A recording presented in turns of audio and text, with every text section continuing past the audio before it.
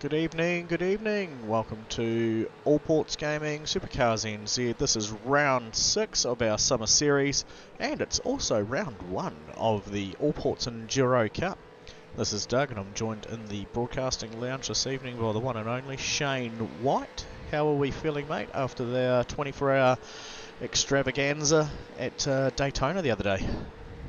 Yeah, a little bit tired after that, but otherwise good, and excited to be here on the streets of Chicago to see some V8 action. It's a nice little 3.44 kilometre street circuit, created back in the fall of 2020 as a concept circuit. So that's on the mic. Hello, iRacing came here and scanned some of the streets. The city of Chicago closed the streets down overnight, and iRacing came and scanned the streets and built the circuit especially for online racing with the NASCAR iRacing Pro Invitational Series. So that's where it got its debut. Damn. And now NASCAR are actually building up this circuit in real life to come here for their first ever street race this year. Whoa, that is so cool to hear. Wow, I didn't know that. Thanks for the info on that one, Shane. I'm definitely going to have to keep an eye on that. A few of us have probably grown to be quite affectionate towards the streets of Chicago race circuit after it featured as the virtual motorsports going hardcore for Richie Hardcore mental health enduro race that we did late last year, raising funds for his charitable fund there. And yeah, certainly a circuit that has I don't know, a few anomalies that definitely don't make it as flat as what it would be travelling around on a normal streets. It has a lot of off-cambered corners, it has tight dip-away corners, it has a couple of flyovers. Yeah, very challenging track, and look forward to going on board with a few cars throughout the evening so you guys at home can appreciate just how challenging of a circuit it is. Yeah, 100%. I think character sums up the circuit pretty well. You look at the track map there in 2D, and I think a lot of people had this thought when it first came out that it looks relatively simple, but as with a lot of tracks that look simple on paper, it does have a lot of character, a lot of undulation, a lot of bumps. So while it looks like a lot of 90 degree left, 90 degree right, each of those corners does have its own unique character and its own challenges to get through. So, and like especially the last corner on the far right, the one coming down the page on the straightaway before the final corner, that's over a huge hump, just as much as the U-shaped corner there that goes for a climb up and then back down. And also potted around on a few of those corners are some very odd tyre bundle walls with some shootaways off to the side of those. So yeah, we'll see those very shortly as we have a look at the grid lineup for tonight. Shane Van Gisbergen joining us and taking out pole spot, nearly a full half-second clear of Mike Robinson there in second place. Taylor Mitchell, Jump Flex, entry sitting there in third. Bruce Tannock in fourth, Megan Turbo. Fifth, Dion DeGrath, Team Simblacks. Aaron Goodrick, MRX. Connor Nixon in seventh with 1.9 MX Wraps. Craig Mason, number 8, KRF OKMS. Blake Grenhall, Property Edge Mustang. Scott Pickering, SPR Productions, very cool, in 10th. So a lot of cool and interesting names featuring there inside the top 10, isn't there? Yeah, good grid lineup. We've got a total of it looks like about maybe 30. Good luck, everybody. Turn 5, full send. There's a few cars that looks like they haven't gridded. It looks like there's going to be about 34 lining up when they do all grid up. Yeah. I see Shane Van Gisbergen was there in pole, but he's since ejected back out, possibly gone back to pit lane, so he can come out from the back and make his way forward. And we've also got a a new thing that will be starting off tonight, which we'll see hopefully a couple of times, will be the MRX safety car. Green, green, green. And they're getting ready to go here, and they're away, and Shane Van Gisbergen immediately jumps over to cover Mike Robinson. Taylor Mitchell weaving around in the background, looking to see if he can grab a spot, trying to go around the outside of the wall, and he's done it. He gets there, he gets around the outside and takes P1. Mike Robinson hits the wall there, and fanning out in the background, 3, 4, maybe even 5 wide in places, and Mike Robinson's dropping back. Bruce Tannock's had a bit of an incident there. Might be just restricting it. He might have had someone. I might actually didn't actually see how he got up to second so he has dropped back behind Shane Van Gisbergen now. And it looked like he got the wall there and taken a ton of pressure from Mike Robinson behind. Yeah, what about that start from Taylor Mitchell though, making it 3 wide and fleeing the rest of the field? Yeah, absolutely beautiful. I was watching the front row and saw Taylor weaving around looking for a move, and then realised just how well he got away. But I think the braking with the clear air on the outside of turn 1 while Shane and Mike were fighting over the apex, and he just managed to go right around the outside of both of them. Yeah, look at those cars flying into that. Yeah, super tricky section here. It's a long left-hander, usually taking it in 4th gear. Can take it in 3rd gear, but most people like to short shift up to 4th just to help the traction as they come around there. But it's super bumpy as well, so you try to hug that inside wall, but it's very hard to get a nice consistent line as the car's bumping around all over the place. I can't believe the start that we've just watched there, and wow, absolutely speechless. Yeah, so Mike Robinson, after qualifying second, has dropped back to P4 there, so probably coming off the worst of just maybe having to back out a little bit to avoid that contact with Taylor Mitchell on the outside there and losing that momentum and dropping. Meanwhile, Taylor's got a 17% lead over Shane Van Gisbergen, that's just come back to 6/10. Clearly that's back in the front. Brendan Brownie going side by side with someone there. Steve Darren. And he does well to hold the brake. A couple of other cars getting into it on their own though as well. Yeah, he did his best there to tow out of the way. I feel that he probably couldn't have really done too much more than that. We've tried to encourage people not to tow, but I think where he parked, he made a smart decision to bring it back. Yeah, very tricky situation there. He did a fantastic job, as I said, to hold the brake when he had the incident. And there probably was just enough space for cars to get through, but as you're trying to thread the eye of the needle at race pace there, it's very tricky to pick that gap. And a few cars just got a little bit too wide and clipped the wall themselves, unfortunately, but nothing more Brendan could have done there. That's it. And we've got a battle here with oh no, sorry, I'll rephrase that. It was Steve Darren just passing Adam Marinovic there. Taylor Mitchell still just holding on to a gap on Shane Van Gisbergen, which is depleting rapidly down to nearly 100ths of a second there.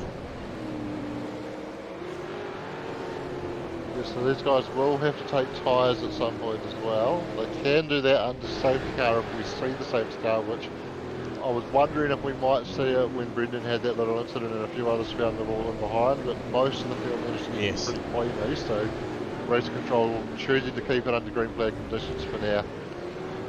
As indeed. Do you want a? Do you want to hear something? Do you want to hear something, Shane? Sure. Keep your eye on the stream. That's right, folks. The spinning wheel for the randomised safety car will feature tonight, and what we found is a few sneaky critters out there were tuning into the stream and then capitalising off knowing when that was going to come out. Sorry, as we just see Heath Parlett rolling very slowly there. He's got damage coming into pit lane. Yeah, so a couple of guys picking up early damage and having to take an early pit stop. They are able to get to the end on a tank of fuel, so they can come in now, get their fast repair, get a new set of tyres, and that's their compulsory pit stop. They won't have to stop again, but 5 minutes into a 1 hour race, that's a long way to go on one set of tyres in these cars. Sure is. See Aaron Goodrick here on screen, sporting a new looking car there. Yeah, Rosetown Motor Group, I believe that's his employer, and they have been very supportive of his sim racing in the past, so good to see him running their livery on his car tonight, I believe. There we go, there's a zoomed in shot. Yeah, so he's part of the MRX, MRX on his rear wing there, so he's still part of the MRX team, but obviously Nick allowed him to run his own sponsors on the car as well. How are we going there, Sean? Sorry to interrupt, Shane. So, but if you need a car in Tiamutu, Fairview Motors is the place to go. Because that's where and Aaron's the opposition at Rosetown, so it's it depends. It depends whether you want a good car or a Ford, though, doesn't it? Well, I mean, the last cars that were selling went out of business, so it shows you that you need to go somewhere where a reputable brand that's going to be in the market for a long time. But just like most elite cars out there, they have to cap it off eventually, and I believe that was where they decided to not flood the marketplace with too many good vehicles and to help increase popularity and their valued price. So it was a great opening start to the race, guys. I thought that's the reason I came up here. A couple of little minor incidents with people hitting walls, and there was one unfortunate incident where it hit a wall and hit another car, the KFC car. But overall, I'm very, very impressed with the. I've read the. That's twice. Oh, that's the best. Race control. Sorry, I can't believe what I just saw. That's unfortunate. Well, not really. Too much right foot, was it? What you would say? Yeah, I think so. Well, let's have a look at it again. Thank you. This looks like it's going to be the secondary part of it. Yeah. Is it? I'm sure he went higher than that, didn't he? Oh, and he's rolling backwards. He needs to get on the brake there, but he's trying to get it turned around. You get that. Anybody, so he's done all right. You get that far up in the air, mate. You're definitely towing. Wow. And then the driver's calling in. So I mean, race control's here, and we're getting a bit bored. Me and Nick from MRX. So, well, that's good because we just had this. Did you do it? All right. No, but what we'll do is do it now. Right now. Do it now. But we got our rule, and then just text me the number later. Oh, it's slowing down. Slowing down. Shame. So there may be a generic yellow flag thrown now that we've got the MR.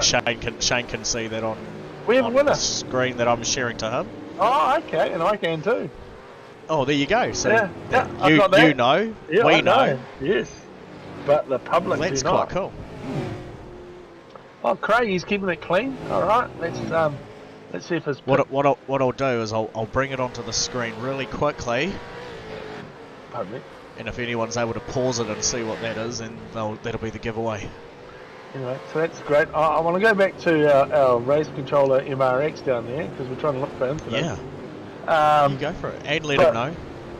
I will let him know. And I'll be up from time to time to have a little bit of a chuckle with you boys and enjoy the stream.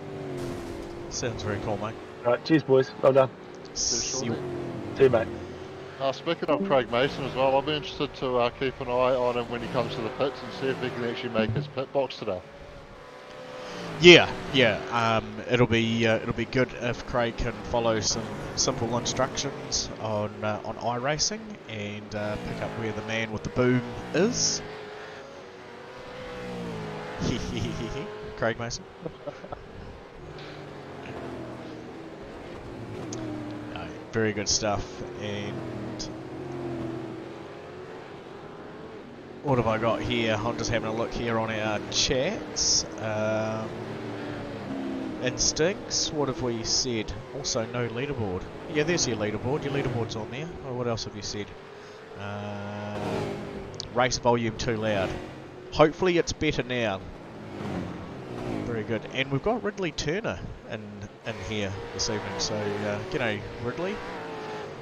Say hello to you. What else is happening out there? Oh, have you got any data on Shane Mingus being past Taylor Mitchell? Because I see he's 4 seconds up the road now, nearly 5 seconds up the road. Let's have a look. Got Pickering running P10 behind a livery that he did for Blake Greenhall there. Very good. Where is... There we go. Scotty. Shane. See, Shane Newens has been doing a bit of hard racing as well, so his name keeps jumping out at me. Oh, Scotty's hit the wall quite hard there. He's held on to it now. I wonder how much damage it's done. Looks like he's going quite slowly. He's going to drop a spot to Cole Taylor here. And I just wonder if he's going to have to come in and grab a fast repair, or if he's going to be able to push on to more of a ideal pit stop time.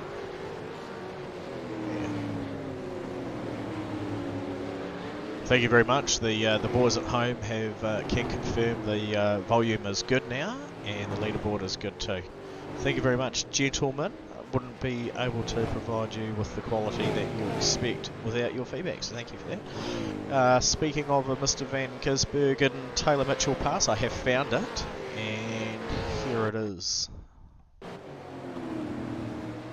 Bit of a lock-up from Taylor there. That might have allowed Shane just to get a bit of a run on him and getting alongside before the braking zone, and gets down there nice and cleanly. Taylor giving him plenty of room and a nice clean pass. So probably pretty smart from Taylor not to try and fight something where he'd probably already lost it with the mistake at the previous corner, and just getting on with his own race now, and he'll see if maybe he can have a crack back at him later on.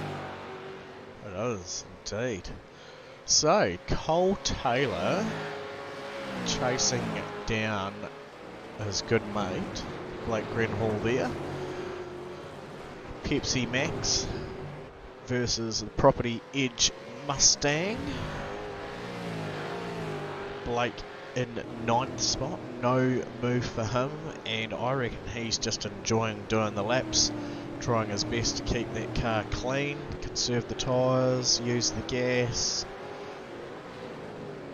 Yeah, I'm not seeing any damage on that Property Edge Mustang at the moment. Cole Taylor's got a big rub down the side of the Pepsi Max Commodore. Yeah. We obviously saw Scotty hit the wall quite hard a couple of laps ago, and good to see that he does seem to have been able to push on, and he's back up to speed now, so obviously able to avoid having to come to pit lane. But Blake doing a good job just keeping things nice and clean, and he'll look to capitalise on maybe some damage for some other guys, some early pit stops for some other guys where he can push on to a more comfortable time to be able to get home relatively comfortably on the second set of tyres.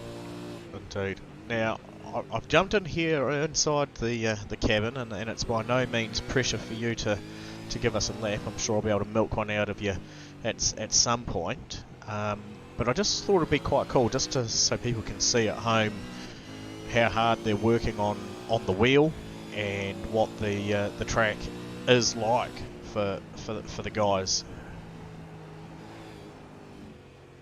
Oh, as he does now hit the wall, just so I think walked into the wall. Probably put the commentator's curse on him a little bit there. Yep.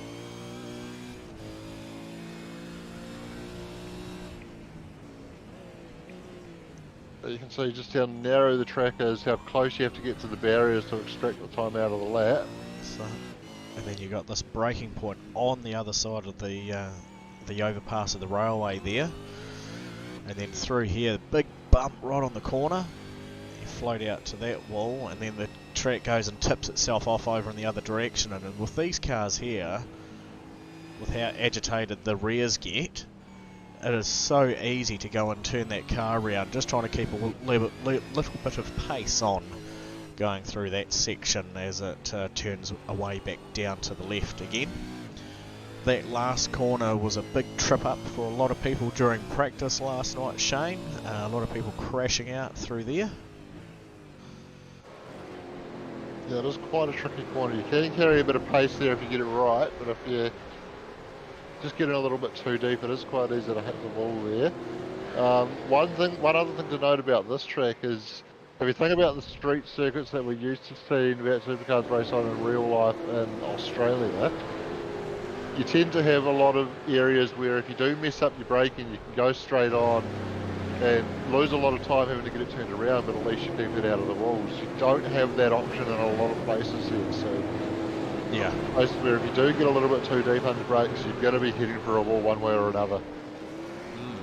And a couple of our front runners just running into some traffic there. I saw the 77 entry of Mike Limbrick. No, sorry, it wasn't Mike Limbrick. It was another Passion Motorsport entry walking its way slowly backwards in the background there with no bonnet on.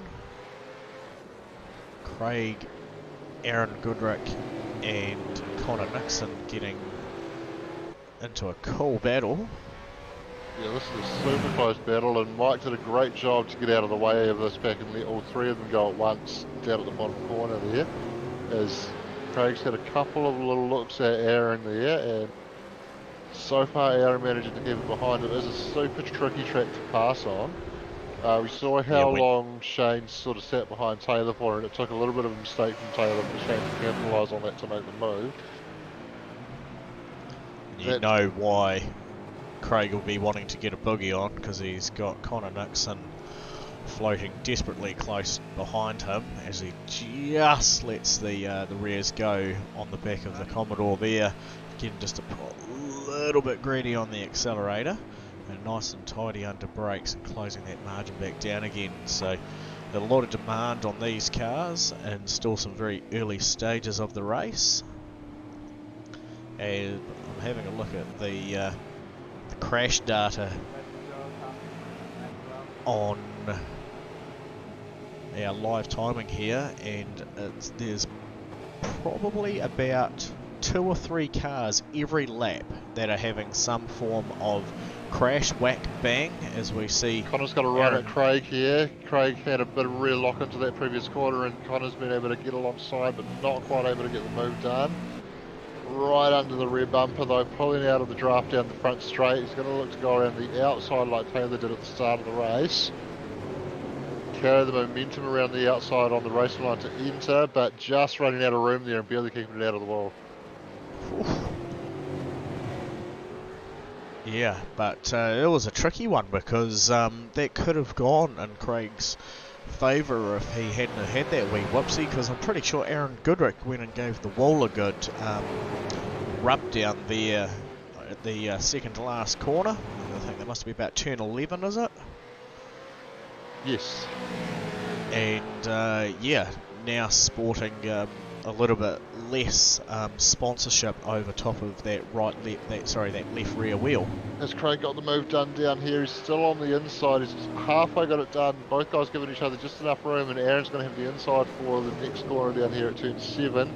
Connor's going to stick the nose in there to see if he can capitalise. He's backed out of that because he was always going to run out of room down here at turn 8, so smart move to just back out of it and let Craig go in front there. So a couple of little challenges, but the order of this group remains in the same order. Yeah, indeed. Wee bit of chatter going in the background. I can just hear it, but not enough to be able to make anything out of it. Can you give us an update on some cars or some responses from Safe Race Control there, or people talking to Race Control about racing incidents? So there was an incident that had been called in. I think it was... Surname was Watson, I've just seen come up. That would be... Ross, is it? Ross Watson, I believe. So that was called as a racing incident. Okay, yeah, so I see Ross parked there in pit lane. We'll shoot back to that battle that's taking place. And I'll see if I can find Ross Watson crash. Yeah, there's some data there. There's two Ross Blake Watson Greenhall's crashes. had a moment in the background there. As Craig is having another look down the inside.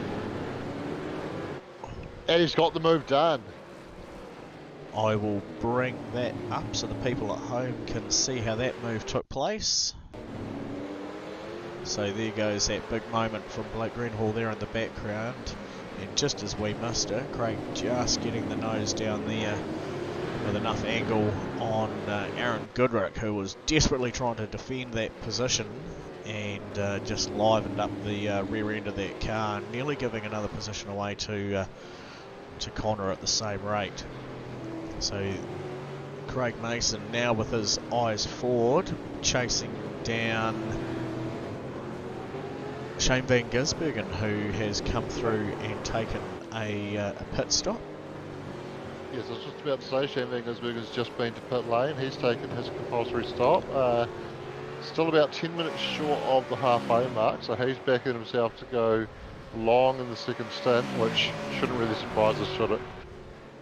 No, that's it. He's very good at doing it. So I'll bring this up quickly. Ross Watson crashing, and because it's around about here.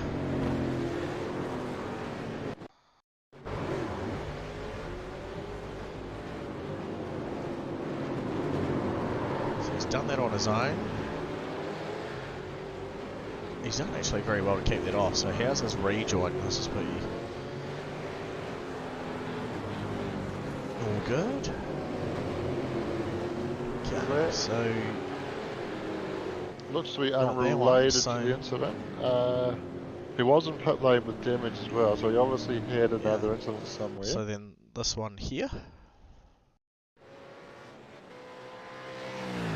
on the main runaway down there. Oh, you've been there, seen that. Oh, yes. So I did see his name flash up after race control were talking. I thought it might have been acknowledging the call, but it may not have been. It may have been unrelated to the race control call, based on what we've just seen. Yeah. So there we can see it. Race leader Taylor Mitchell just coming into view and back out of it again, followed by Bruce Tannock, Mike Robinson, second and third. Looks like Tony Lynch in the Digital Bogans entry, just splitting the pack there. And Shane Van Gisbergen, the next person in line, P4 currently. Or there's a car just limping back around through turn 9 into turn 10 at the moment.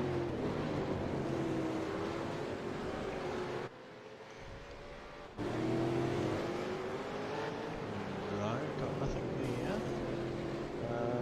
Oh, Bruce Tannock now in pit lane. Got Stuart Crawford crash. I think this may have been the car that I saw. Yeah, the 054 KFC entry. He should have used the shortcut there. Just off to the left of screen. There's a wee shortcut through there. It comes back out there. He could have snuck in down there through the tyres. So Taylor Mitchell still leading at the moment, having not pitted versus Shane Van Gisbergen, who was the race leader, and he's stalking his way back to the front. At the back there, you see an SDI entry of Steve Darren's floating there as well. Where's Steve's name? Where's he hiding? What position? Steve Darren, P28. Currently down 8 spots from where he started. Yes, something's gone on for Steve, not having the best of nights by the look of it, but still pushing on and trying to grab some points, and yeah, maybe if a few people disconnect, then he'll be able to move up the order a little bit later on. Yeah, and just behind him that's Peter Vanderberg, just giving way to Craig Mason and Connor Nixon, who are flying into the final corner. Steve taking the opportunity to roll into pit lane. Aaron Goodrick nearly missing pit lane entry there. That was a wild entry. Yeah, that was a very aggressive angle coming in there. It almost looked like he had a half spin off the final corner and decided to commit to pit lane instead. Yeah, I'm going to see if I can find the data on him coming in. No, that's there. Yeah, that was wild. Yeah.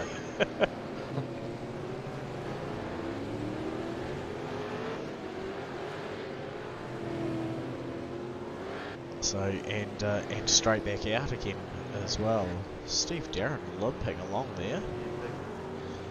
Might be just trying to stay out of the way of the front runners. It just doesn't seem to be putting the boogie in like you'd expect. Seems to be So getting up the pace Aaron now. Goodrick crash. Let's have a look at this. Might be it here. So I wonder if he's gone into the wall. And Woo! oh, okay. That explains a lot. So he's clipped the wall at the apex of the final corner. That's just about turned it around, and then he's like, "Well, I got damage from that. I'm going to come to the pits and take the fast repair." Oh, got Dion DeGraaf crash. Oh, bother. Sorry.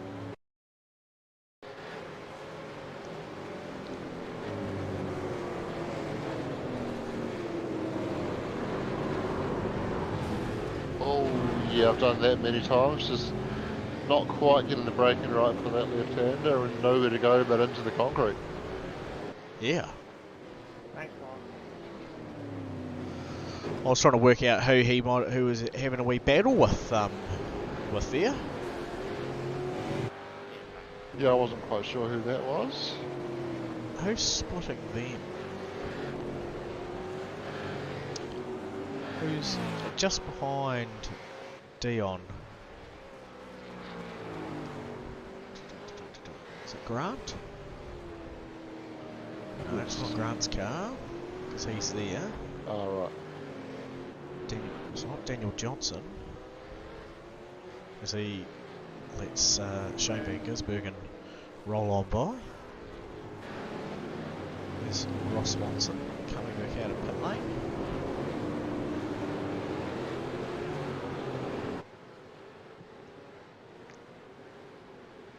Oh, don't you love it when someone...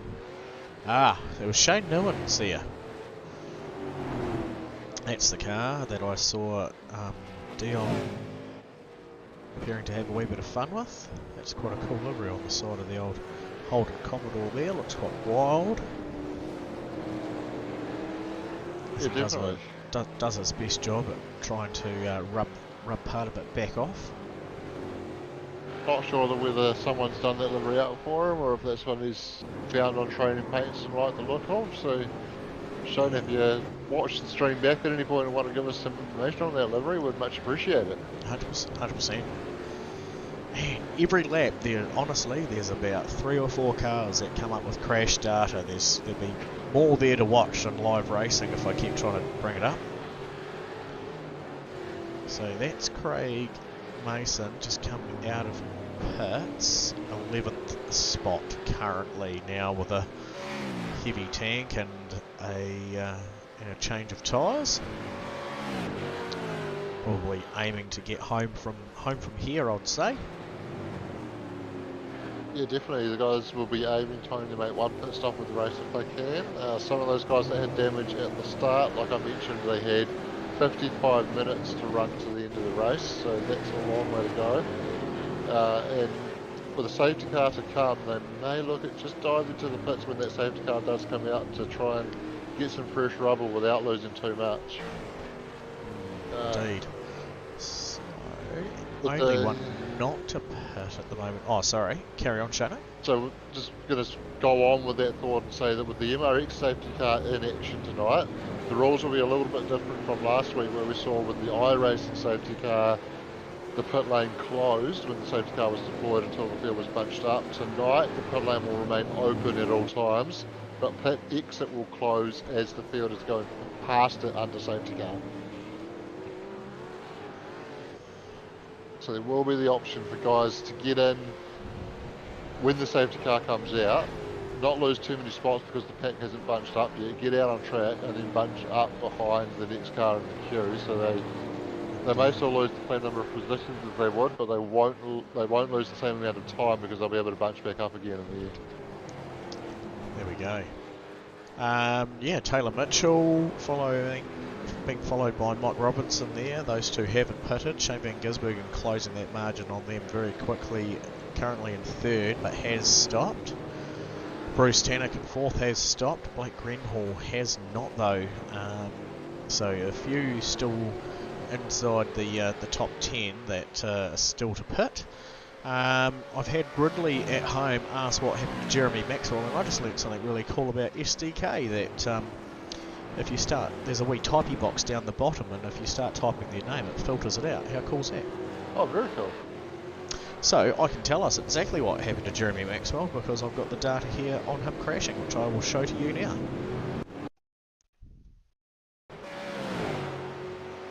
So Jeremy Maxwell there running the white and green Commodore, looks like Usher Group, and just doing what I, Shane and everyone else has done a million times beforehand, and that's just not pulling it up under the braking point there. Yeah, so that right-hander, very high speed right-hander at turn 4, and braking all the way through there. You do get on the gas briefly between 4 and 5 before slowing down again. And where it went to the front shot before, you got quite a good view of the fact that that corner is actually a bit off camber as well. So it just promotes a lot of understeer while you're trying to carry the speed on there, and it's such a narrow piece of track where you're trying to thread the needle. Very, very tricky and very easy to get it wrong. As Mike Robinson has come to the pits now, Taylor Mitchell still pushing on. I wonder if Taylor's banking on being able to get to when the safety car comes out before he takes a pit stop. Yeah. It'll be quite interesting to see what happens if he is able to do that. Mind you, even Mike Robinson now will have much fresher tyres than Shane Van Gisbergen. We are going to see the safety car come out a bit later. So it'll be interesting to see with the tyre advantage over Shane Van Gisbergen when he closes up to him again, if he can do anything with that. Indeed, yes indeed. So obviously we're at the 32nd minute marker, and our random safety car wheel was ranged from 15 minutes through to 45 minutes. So anywhere from now up to 45 minutes there will be a random safety car deployment. Oh, good run. Limping his car back into pit lane, and I mean limping it back in. That is barely running under its own steam. I wonder if he shorted it on gas, or whether he blew a motor close to where the pit bay was. Yeah, well, he had already been to the pits, so I'd assume he had enough gas. Taking a fast repair there, you can see some of the bent panels coming back out, so yeah, maybe just blew a motor after some front-end contact somewhere. Coming back out now is Taylor Mitchell in the pits just in front of him, and he goes past him. So we can just do this. No, this is still the same one from before. So I reckon he's done something on the downshift, because there's no other data on Aaron suggesting a crash, so maybe just a downshift and a blow on the motor getting close to pit lane. Lucky enough for him, was able to roll through on that. There we go. Shane Van Gisbergen. No shift block on these cars, as there is in the GT3s. These cars, you can very easily over rev it if you do go a little bit too aggressively on the gears, and a big over rev will blow the engine there and there. But the other thing that can happen is if you're constantly over revving it through the race, the engine will eventually cry enough and just blow up on you there, right there. So as Shane diving for the pits for a second time now, that's an interesting strategy. Yes, very much so, and a cool wee shot of him rolling by the MRX safety car just there. I just hear in the background Cole Taylor's asked about something. Taylor Mitchell. Oh, sorry. My bad. I thought he said Cole Taylor. Oh, and Shane just missing his pit bay and rolling past it. Taylor Mitchell coming into the pits as well. So that's a second stop for Taylor. So what data have we got? Taylor. So he was the one that called something in. So Yeah. something's happened there that's forced him to take a second pit stop very soon after his first pit stop. So that will. Has he actually stopped there? I briefly looked away and saw him. Looked back and saw him rolling out. I don't think he stopped, did he? He might have just been able to stop just enough to get a. You generally have to stop just for at least just to get a fast repair. You generally have to stop for at least about a second for the fast repair to trigger. I'm wondering, with the incident that he's called in, I'm wondering if that's pushed him over his incident count limit and he's been forced to take a drive through there. Of course, yeah, possibly that. So someone's given him a car contact, which wouldn't be coming up as so much as a fault on SDK to be able to bring up. But yeah, do you know what the margin is for incident points for a drive-through? I can certainly find that out, and I can probably find out if Taylor's exceeded that limit as well. So the limit is 28. Okay, wow. If I go to entries, I can bring up the incidents. So the highest incidents we're seeing is 14. So I don't think. So that rules my theory out there on Taylor. So very strange. Indeed. There's a wicked battle of exchange of position here between Bruce and Mike just been taking place while you were looking at that. And good evening to the one and only Laseth Lineage there. He just saw the video review of Jeremy Maxwell and agreed, a very easy mistake to do for poor Jeremy, and has said, hey fellas. So g'day to you there, Laz. I'm just looking back through my video feed at Taylor. Yeah. Briefly stop in the box, but damage wasn't repaired. Just running back to see where the incident took place. Race control calling it in as a racing incident. Okay.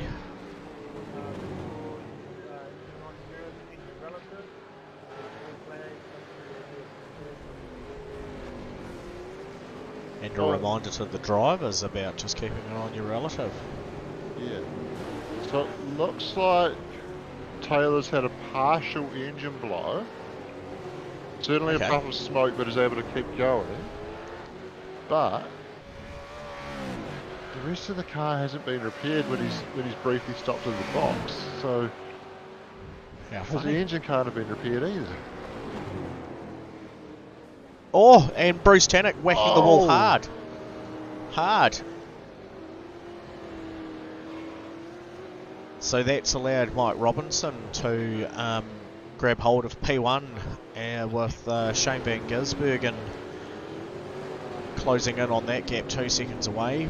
Bruce managing to bring whatever's left of that car back towards pit lane. We'll see if he can. We'll stay with him, seeing if he can do it cleanly.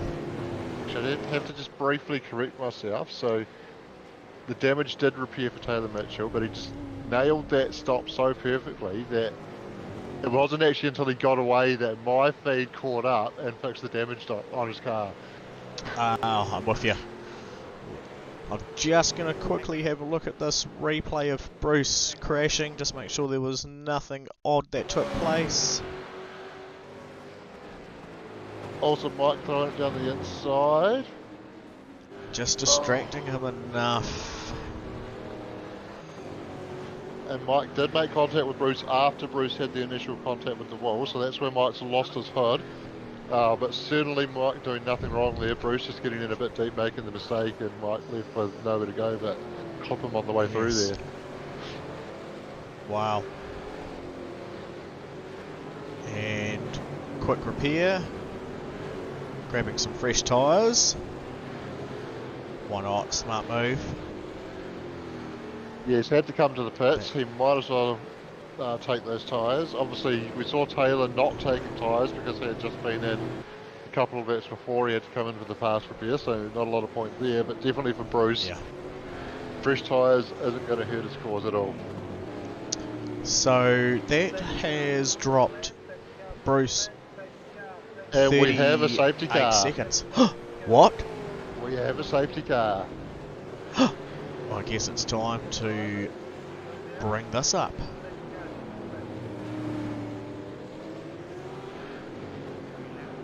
The MRX safety car is rolling out onto track. And who pits? And Shane Gisby is going to take a third pit stop. Car 007 grade 2. Nick just waving some cars by. Yep, so he's got one more car, Aaron Goodrick, that will be able to go by, and then the next car is the leader, Mike Robinson. So he's called Aaron Goodrick through, and now he will he picks up car 33 as the leader, and the field will bunch up behind now. Tony's back behind. Mike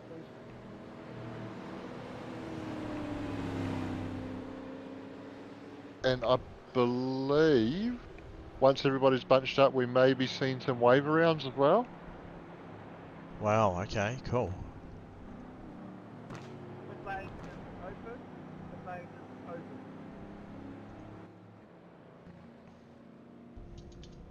Don't know why that wasn't on there, but there we go. And we've got race control doing a good job of communicating to the drivers in the background that whether pit lane is open or closed. So there he is, Nick Mitchell, the one and only, MRX Race Sims, and we'll probably take this opportunity to quickly talk about MRX, seeing it's the week of for them. Yeah, As I so look back at my handy dandy little notes, which I'm sure you've got sitting there as well. I have. Did you want to read through Oh. them, or? I'll read a bullet point, you read a bullet point. See, Fair he's enough. done it so neatly for us. So, thank you to Nick. Mitchell Race Cars was established in 1993, now known as Mitchell Race Extreme, or MRX, at 30 years this year.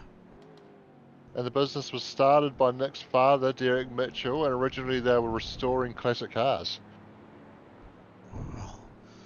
MRX Race Sims started during down the OG lockdown, so that was the first one to trouble us. And when they saw the hype around the world with sim racing coming through. Yeah, so they were sitting at home, as most were, bored AF, and started drawing up their own original design simulator chassis. Yeah, their product is all laser and CNC cut and folded here in New Zealand. And MRX supplies ourselves and Racetech New Zealand with the same chassis. The only difference is the branding. Yeah, they've got over 370 chassis produced locally and supplied to many happy Kiwis, along with many overseas sales, including Australia, USA, Japan, and the UK. And most of their overseas sales is supplied through that Racetech relationship they have and their agents. And there we go. Just a quick brief wee history on MRX and where it is today. If you're in the market for looking at upgrading your sim, check out MRX. I've got one of their lovely rigs here at home, and it certainly suits my needs. Check them out. MRX on Facebook. You'll be able to find one. Actually, I've got a wee image here of.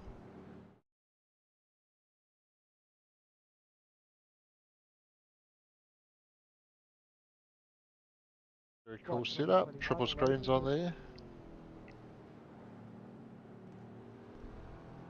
Yeah, so Nick's rig down in the bottom right hand corner there. Sorry folks, the cuts off the mics when we go on to that one at the start, but safety car pulling away from the field, so let's hop on to Mike Robinson. So they're not waving cars around. So we've got Mike Robinson leading the queue. There looks to be 3 lapped cars between he and second place Shane Van Gisbergen. Robbo gets to choose once the safety car's in pit lane when he goes.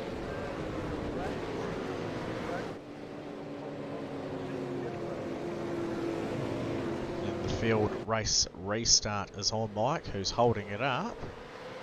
And he's away now. Some good strategic thinking there, and we look at some chaos unfolding in there in the background. Oh, as Blake Greenhill has a spin at turn 1. Looks like everybody able to avoid him. Oh, He's reversing up. Oh, he has been collected by someone. Hard to see on that angle. Maybe could have done with waiting a little bit longer there. I'd hate to think it was Craig Mason that ran into him, because Craig's name went tumbling down the list as well.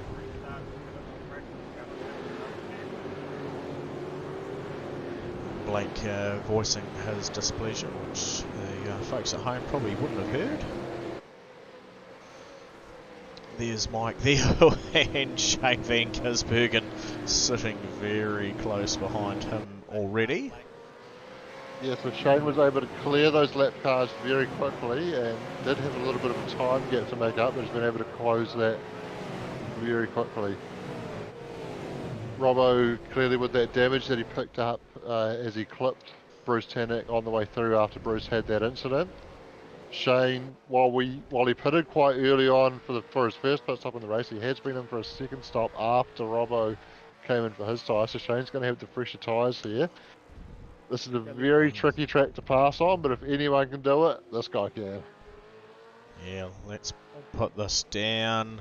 And he's going to have a look. He sends it down there. He goes in deep, but he's got it pulled up. That's going to allow Robbo to get the run back at him down the straight, though. And Robbo just thinking better of it there, thinking the space is going to run out by the time they get down to turn 4 here. Not keen to go side by side with Shane into that corner and just giving up the spot. That's it. And Shane just doing a wee bit of a wiggle of the tail there under brakes. But yeah, great battle. These two had a bit of an interesting start to the season in the GT3s, didn't they? You're right, bro. In the V8s they did. Oh, sorry, it was the V8s. I don't think Robbo's been running the GT3s this season, and I think... No. Have we even seen Shane in for a GT3 race this season? I'm not sure we have. No, but excuse me, folks. My pain meds appear to be wearing off. If you weren't already aware, I've got 8 broken ribs from a mountain biking accident, and sometimes the old brain scramble kicks into high gear. Yeah, so referencing that, the little bit of an incident that Robbo and Shane had in the first race of the season, I do wonder if Robbo had been racing somebody else, whether he might have been a bit more keen to stick that move out, but with the history between these two, probably thought he probably wasn't going to be given much space when he got down to turn 4. Yeah. I didn't quite catch that one. Someone... Yes, that was Dion de Graaf. Yeah, Dion de Graaf calling an incident in. Race controller got to look into that one.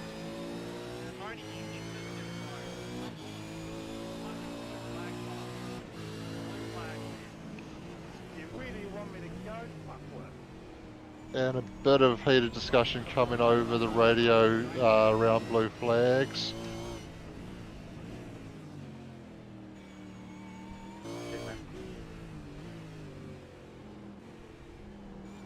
So yes, I'm not too sure about who that was. That was feeling a bit aggrieved, but anyway, back to the battle at hand. We're on board here with Mike Robinson. Would you care to give us a flyer with him as he follows Shane Van Gisbergen around the track? Yeah, I think I can manage that. So coming past the pit entrance and along pit straight across the line and start a lap at Chicago. Getting almost onto the limiter in 5th gear, back down to 2nd gear for turn 1, 90 degree left-hander, short shift to 3rd to keep the traction. up into fourth here, and then back on the brakes, back down to second for the 90-degree right-hander at turn 2, again short shifting to third to keep the traction, and then out onto this little straight here, up to fifth gear through the kink at turn 3, and then on the brakes, try and brake it in a straight line, get down to third gear for turn 4, thread the needle there, and then down to second for turn 5 and short shift to third, and then pulling gears down the back straight here, up to 6th gear, on the brakes, slowing it down to 2nd gear, tipping it in there. I've seen Taylor Mitchell actually going back to 1st gear earlier in practice, but Robbo getting through there in 2nd behind Shane Vingersbergen. 2nd gear again for turn 7, the tight right-hander, and 3rd gear through the flip right at turn 8, up to 4th, modulate the throttle all the way through here, and then back on the brakes, back down to 3rd for the right-hander at 10, and then back into 2nd for the super tight right-hander at 11, up back over the overpass over the railway lines, drop down the other side on the brakes, Shane Vingersbergen having a bit of a lock-up, and the 90-degree right-hander at the final corner, Robbo short shifting to third again to keep the traction and crossing the line to complete a lap of Chicago.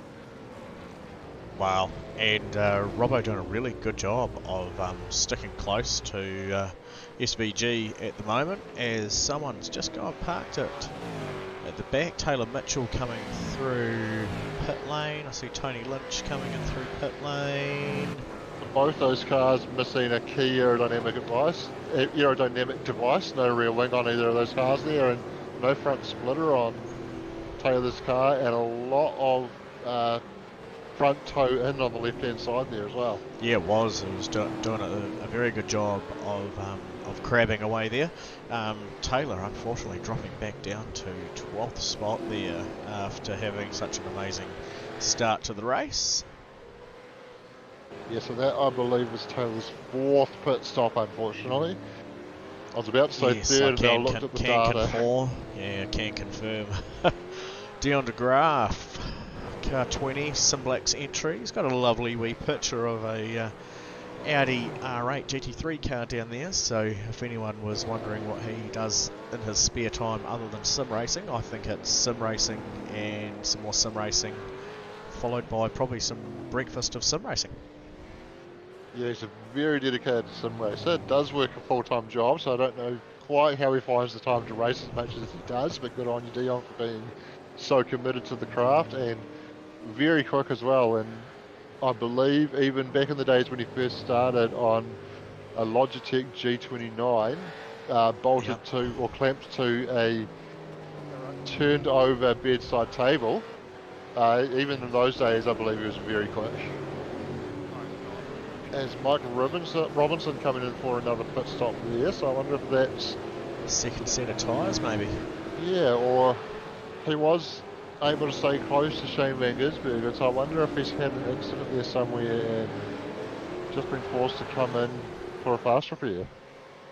No, nothing there on that. So yeah, interesting race strategy. You can get a few people, obviously. Oh, there's an MRX car behind Robbo there having a big moment. Was there? Wasn't Aaron Goodrich? Shane McLeod. And is that Taylor? That's Taylor Mitchell caught up in that as well. Oh, it's certainly not been his race, has it? Yeah, I feel so bad for Taylor that I didn't actually quite catch what happened there because I was looking away at my other screen, but I assumed just caught up in Shane's moment there. Yeah. And that's Taylor falling way down through the grid there now. Jump flex entry. 2 MRX cars coming together. Very, very, very unfortunate. Connor Nixon coming back into pit lane as well. See what he's up to. Credit to Taylor driving the car back to the pits. He's obviously intending to push on and keep going in the race, which is you'd be very tempted to quit out by now. I think I'd finish my races no matter what happens, but I think if that was me, even I probably would have quit. Yep.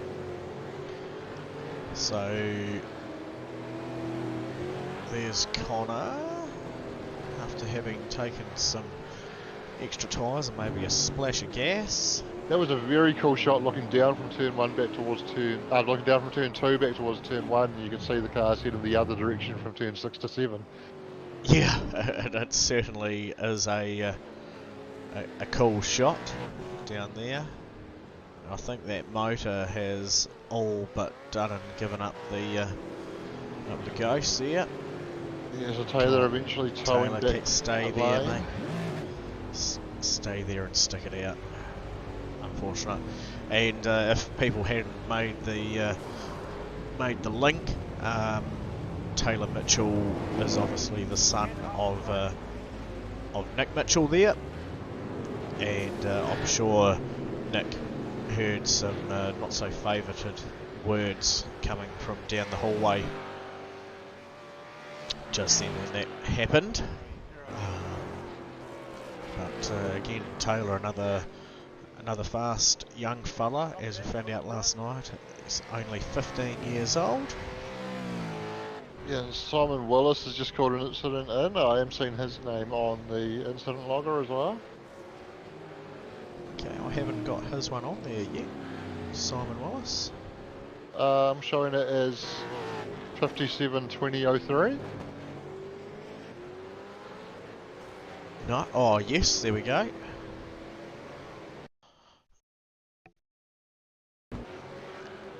So here he is, chasing Daniel Johnson there in the NZ car. And Shane Newlan's backed up into him. Yeah, very. And that had a bad flow-on effect there for Tony Lynch as well. So not very good there of Shane Newlan's, I must say. Obviously not seeing the beginning of that. That's what your relative is for, and if you have to stay parked until traffic is cleared around you, that's what you just need to do. Yeah, that's right. So it's obviously hard to make a definitive call on our side when we haven't seen the full picture, but I would assume Shane might have a penalty coming his way, which I don't think Race Control's actually given a penalty out tonight, so that would probably be the first one. Yeah, I do believe so. Oh, as Aaron Goodrick's just had a big moment in front of Mike Robinson, and Mike's been able to just get around him there. And we are only just under 3 minutes away from the checkered flag coming out, so probably looking at maybe a couple more laps, maybe one more lap after this one, and the next time around will probably be the white flag. Indeed, yeah. And P2, Dion de Graaf currently in the Simplex entry. Just quickly note, how spoiled are we here in New Zealand to have such awesome people in the sim business. Obviously we've got Allports Gaming, our main season sponsor. We've got MRX Race Sims, who've been a long and loyal, well, what would you call them? Just a long and loyal, dedicated racing personnel. Love coming along and racing with SuperCars NZ, been with us from the start. We've given away a racing rig of theirs at the beginning through the Enduro series, and we've also got Simplex there on screen of Stefan's. I think we're very sport for choice to have such awesome guys at the forefront of our simulated needs here in NZ, and each and any one of them just as approachable for any advice around racing. Yeah, it's absolutely fantastic, and there's a great sim racing community as well that's been built up around this pastime, where just about everybody that's on iRacing in New Zealand is all connected, and whether they run in SuperCars NZ, whether they run in New Zealand sim racing and the dirt stuff, or any of the other various leagues that are run out there, there's all these connections around it. It is a real community around sim racing, and those guys that supply the equipment that we need for this hobby are very much a part of that and very supportive of the community. Obviously, they can't give their stuff away. They run a business. They have to make a profit, but they're very good at supporting the community and doing the best deals that they can for the gear and hooking people up with the right gear for the job. That's it. And I think that's the best thing about it is, and you know, like obviously we had the MRP endurance event at the beginning. Was it the beginning of the year? Correct me if I'm wrong. Just at the end of last year. Yeah, just at the end of last year. Yes. It was the endurance race at Spa. That was super cool. And I know Allports and MRP do some collaborative work together with the sim stuff. So if one hasn't got it, the other one may do, and vice versa. But any of them just more than happy to answer your questions around what it is that you may or may not need and what you want to get out of it. That's right, and we are on the final lap now. Shane Langersbergen just a couple of corners from the checkered flag now, so he comes through turn 11 there, passing a couple of wounded cars on his way, and into turn 12, the final corner now, and he's got the checkered flag and the win. With a wee flick of the wrist, and there he goes. P1, Mr. Van Gisbergen, thank you very much for coming along. And I'm just noticed the flag man not looking very involved there. I didn't actually see him waving the checkered flag, but the system has certainly given the checkered flag. Certainly has. Dion de Graaf taking out second place. And currently, that Cole Taylor and what used to be a Pepsi Max Commodore taking out P3. That's two really good results for Cole in the last couple of weeks. Scott Pickering was closing that gap very, very fast behind Cole. Mike Robinson managed to come back to get fifth. Roger Forbert there took sixth spot. Oh, I just missed him. Dane Northdearth. We didn't actually talk about Dane this evening. The Silent Assassin up 5 spots into 7th. Well done, Dane. A very impressive inside the top 10 finish and very close to towards the podium. We should see some great things from you moving forward. Yeah, I don't know how we managed to miss picking up on Sylvan Motorsports' #1 cheerleader doing so well in that race. Yeah, that's it. Eamon Young in 8th. Aaron Goodrick managed to clutch it out to take 9th, and Connor Nixon there took out 10th spot with Craig Mason and Blake Grenhall not too far behind. But Cole Taylor very happy with himself, showing us how to burn up some rubber.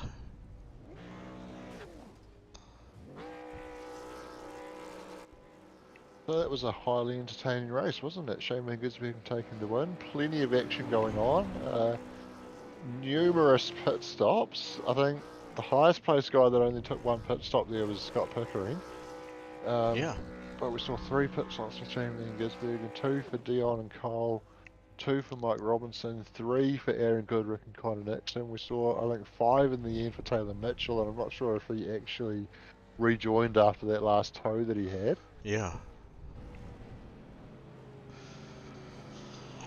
Man, what an evening of racing. Wow, thank you, Shane, and a big thanks to MRX Racing Sims, the one and only safety car driver. I love that, that's neat, eh? Yeah, that's a really cool little clip you've put together there. Oh, thank you. I wasn't going to say anything. I have been pouring a wee bit of time into it, seeing I can't really do too much more than sit down while these ribs are trying to fix themselves. But yeah, let's sit back and do this all again on Thursday night. Magna Course, round 6, GT3s, Allports Gaming. Do it all over again. Thank you very much for having me again this evening, Shano, in the broadcasting lounge. And I look forward to seeing how well you can perform on Thursday night. Cheers, Doug. Looking forward to it. Thanks very much, everyone, and we'll catch you later. Hey, good racing, guys. Thanks, everyone.